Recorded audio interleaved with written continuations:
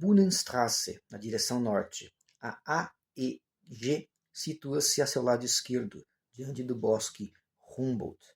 A Invalidenstraße serpenteia à esquerda, segue em direção a Stettiner Bahnhof, onde os trens chegam do mar Báltico. Do lado sul, a Rosenthaler Straße desemboca na praça.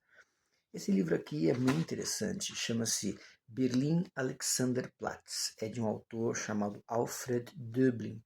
Esse cara viveu por volta dos anos 30, com a ascensão do nazismo na Alemanha. Ele era alemão de origem judaica, teve que emigrar quando Hitler chegou ao poder. E esse romance aqui é um romance muito interessante porque retrata a Alemanha do pré-Segunda Guerra Mundial. Né? Um sentimento de desespero, de desencanto, né? Do país que estava arrasado aí pela Primeira Guerra Mundial, depois pela crise de 29, a ascensão do nazismo, aquela crise econômica terrível que provavelmente você sabe que deve ter acontecido. E o nome do romance é Berlin-Alexanderplatz, porque na verdade o personagem principal ele vive em torno dessa praça, Praça Alexandre, Alexanderplatz, que fica no centro de Berlim. Né?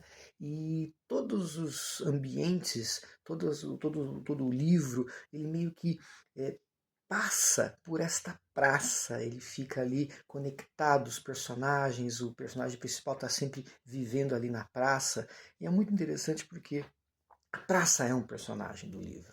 Né? Não é a primeira vez que isso acontece na literatura. Talvez o romance mais famoso onde o lugar seja a personagem principal é o romance que nós conhecemos como O Corcunda de Notre Dame, do Victor Hugo, famoso Victor Hugo. Mas a tradução que a gente usa, O Corcunda de Notre Dame, está um pouquinho errada.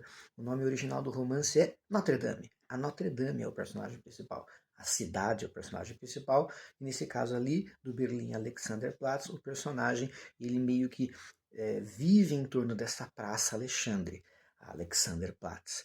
A parte interessante é que a praça é muito bem descrita. O livro tem até um site dedicado exclusivamente a mapear os lugares onde as cenas do livro acontecem.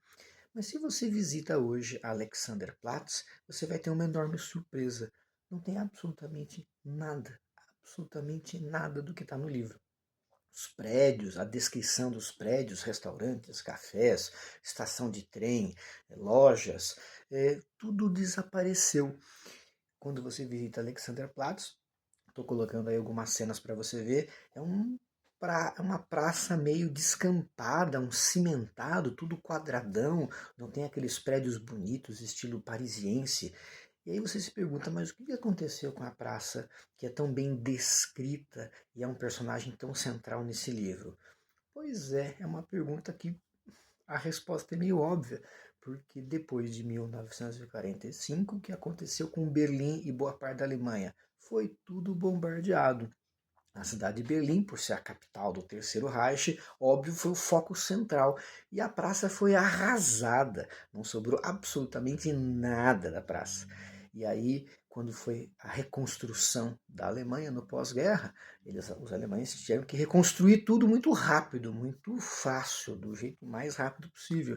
E aí, tome esses prédios quadrados que ocupam mais ou menos as mesmas áreas, mas tem outra destinação.